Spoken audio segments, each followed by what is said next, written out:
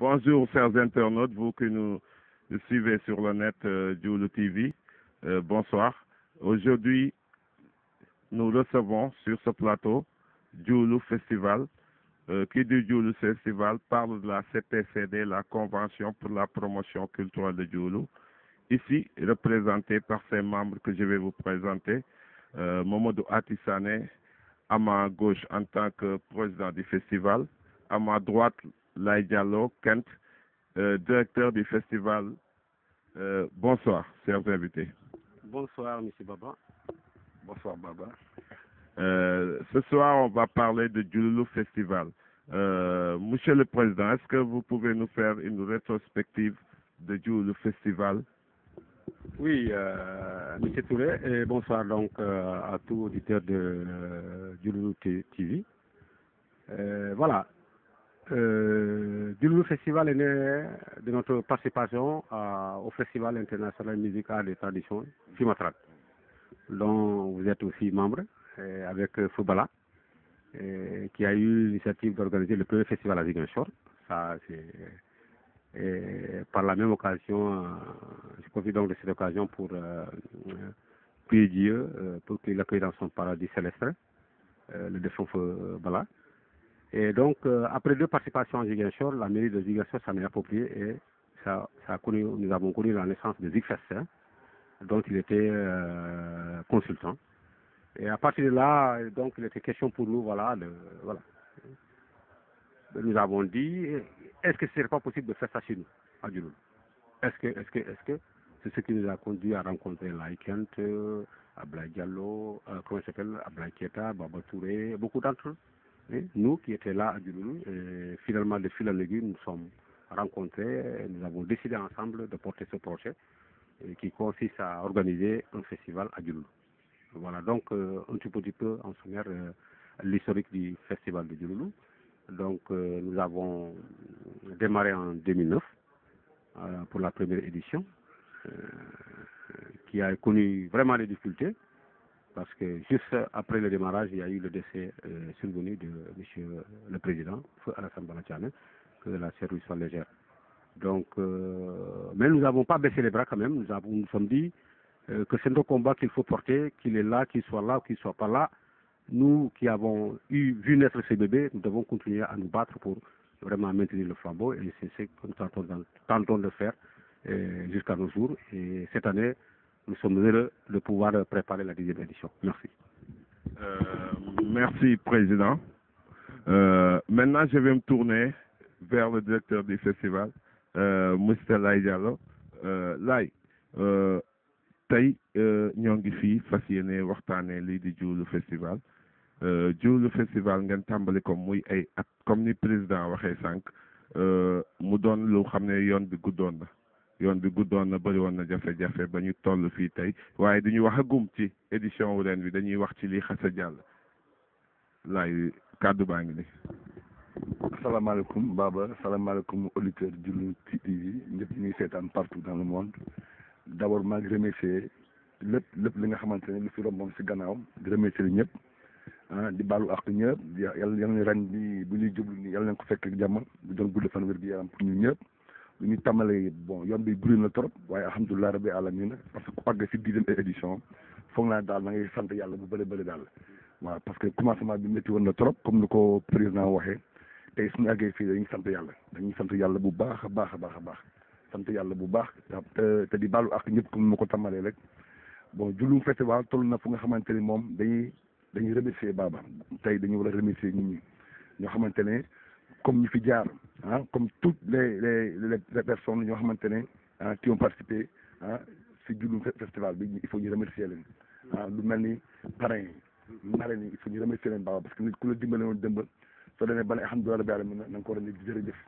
Donc man tey d'abord sama kaddu mooy jërëjëf d'abord damay remercier ñëpp ñu fi jaar ku mel ni Abbé Samsom Seydou Sané Ablaye Antam Ablaye Sané di Ablaye Santan Feu Rosé Valentin yal na ko yàlla yërëm xare ko arjana bu gën kawe Lamine Diatta c'est Sénélec Ouli Diallo mairie secrétaire mairie bi Adama Sané France Fadou Diop France Mami Rodolphe Suisse bu nga xamante ne am na fi kër fi Djoulou boo bokk si Djoulou tam aussi am tam beneen doom bi Djoulou bu tudd Biandong bu nekk de Dakar il faut ñu remercier ko aussi association Kak Jamor ñoo nga xamante ne ñoom ñooy Sahel Rougière en France ñooñu il faut ñu remercier leen bu baax a baax jàpp nañ si Djouloum festival ak aussi association yoo xamante ni fi jaar yëpp ak Brikama area council bu Gambie Kanifing municipal bi il faut ñu remercier leen bu baax a baax depuis première édition ba deuxième ba troisième ñoo nekkoon ak ñoom comme ay partenaires vraiment il faut ñu remercier leen donc le maire de Djouloum bu nga xamante ne moom maanaam Thiam suñu papa suñu lépp il faut ñu remercier ko moom dafa bokk ci festival bi waaw moom tout le temps ñu da ngeen koy ne moom du parrain sax moom dafa bokk ci festival bi parce que mooy suñu maire te suñu demee ba am fit di organiser lu mel ni moom moo ñu ko may parce que ñu ngi dëkk moom mooy borom dëkk bi di remercier autorités yi fi nekk yëpp religion yi nekk yëpp imaam yi prêtre yi ñoo xamante ne jàppoon ci festival bi ndaw Djouloum yi mag yi ñëpp ñu jàppoon Djouloum festival ñu ngi remercier ñëpp baaba vraiment fu mu nekk nii ku lim juum sans compte aussi artistes yoo xamante ne jógee ba Europe ñëw di participer Djouloum festival bëri na lool ñu mel ni ay ñoom Mayer ñoom Lamine Sissoko Baraka di Kumpo bu nekk fii comme suñu artistes yu mag yi booy rappel yu nekk fii affaire yu bëri ay artistes yoo xamante ne mënu ma lim ñëpp daal comme émission lañu nekk mais maa ngi remercier ñëpp ñu fi jaar ñëpp di jàpp si Djouloum festival vraiment baba maa ngi ne jërëjëf dina alhamdulilah rabbi alamin te di la delloo kaddu bi ñu continuer ba ci kanam jërëjëf merci. waaw dëgg la ginnaaw bu ñu dégloo président déglu directeur ñu def benn rétrospective ci loolu nga xam ni mooy existence Djoulou festival est-ce que mën ngeen ñu wax en fait déjà ci ay tënk Djoulou festival objectif général am ak lan moo ci lan la tënku pour askanu Djoulou. Voilà, donc, merci. Ça va me permettre de me relancer un peu. Qui dit festival parle d'organisation qui est porteur de projet. Man Baba, Yaw, Laï, Kessé, on peut pas, il faudrait qu'il y ait une organisation qui porte le projet.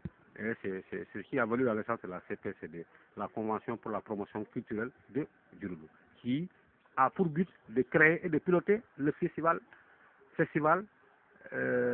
transfrontalier des musiques, arts et traditions du Foni Combo. Pourquoi transfrontalier? Parce que nous sommes un peu vers la frontière. Nous sommes transfrontaliers à la République de Gambie. Donc nous avons dit un tel projet doit se projeter dans les générations à venir. Donc Kafountine a son label, Abéné a son label. Nous ici, il faudrait qu'on crée notre propre label et qui engendre cet aspect transfrontalier dont la position de Djouloulou est Creufou. Voilà, donc le festival des musiques et traditions du Foni et Combo. Donc, Festrafco. Voilà, donc su ma dellu see ci li nga jógee wax noonu nga ne objectif du festival lan la.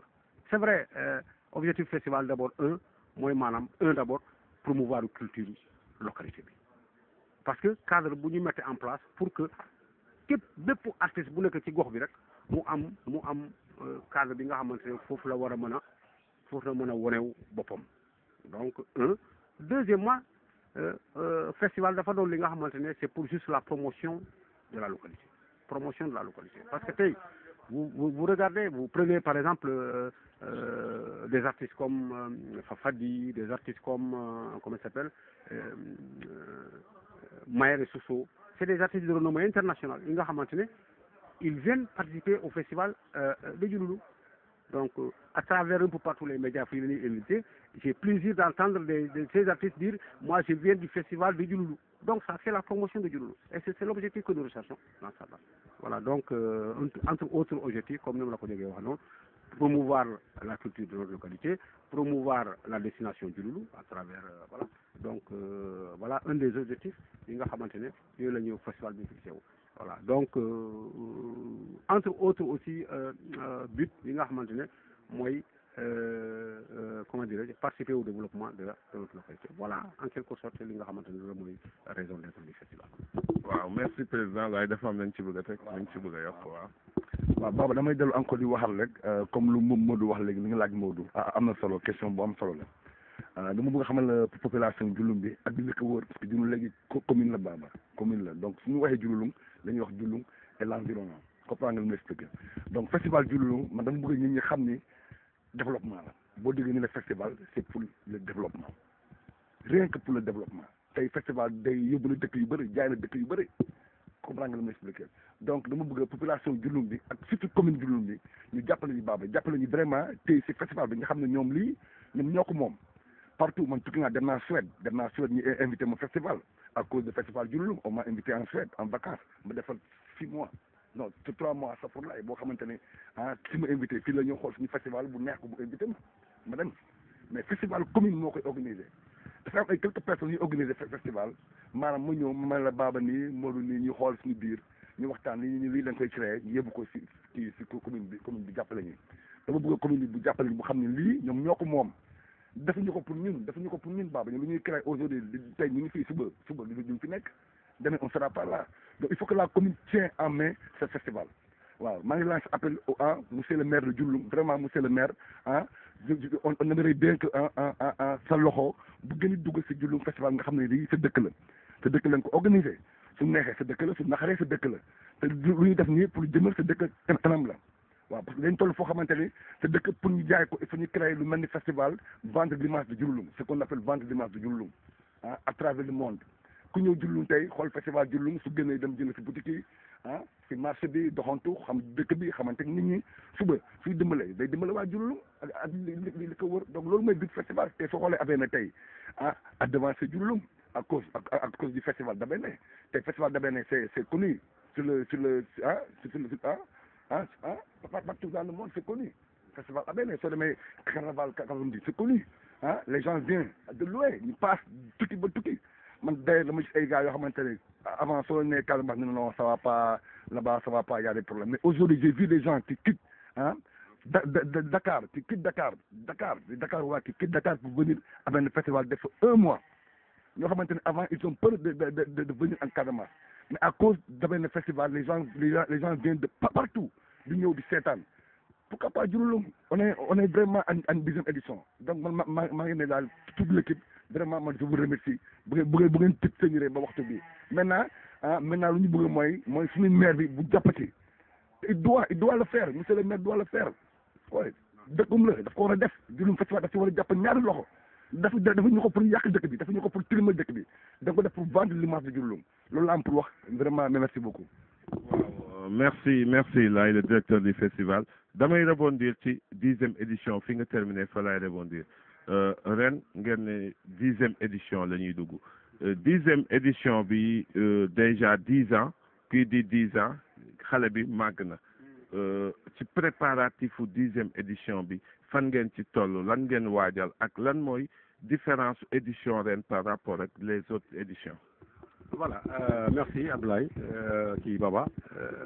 Voilà, 10e édition, je crois que, pour dire vrai, cette année, on a connu beaucoup de retard, franchement. Retard, parce qu'il y avait des élections en vue qui étaient programmées au mois de décembre, alors que le festival du mois de décembre là.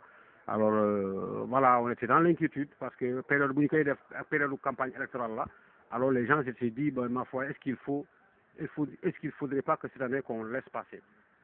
Malheureusement, heureusement pour nous, tardivement, nous avons reçu l'information comme quoi les élections sont reportées en 2021. Alors là, on s'est dit tout de suite, alors il faut foncer. Alors, malgré qu'il y a un peu de retard, mais ce qu'on a organisé, je crois qu'il n'y a pas besoin de, des fois, vous avez des prestations pour affaire du dox. Voilà, 10e édition, c'est vrai que waouh, c'est normal parce que cela prouve encore une fois que affaire bi deug la c'est pas du ay naxanté waaw li nga xamné da ko def pendant 10 ans cela montre réellement que vraiment que les gens sont engagés et que c'est réel. Voilà, donc matuwaay ñu jël ren mooy vraiment comme d'habitude on souhaiterait vraiment qu'il y ait la participation de tout le monde.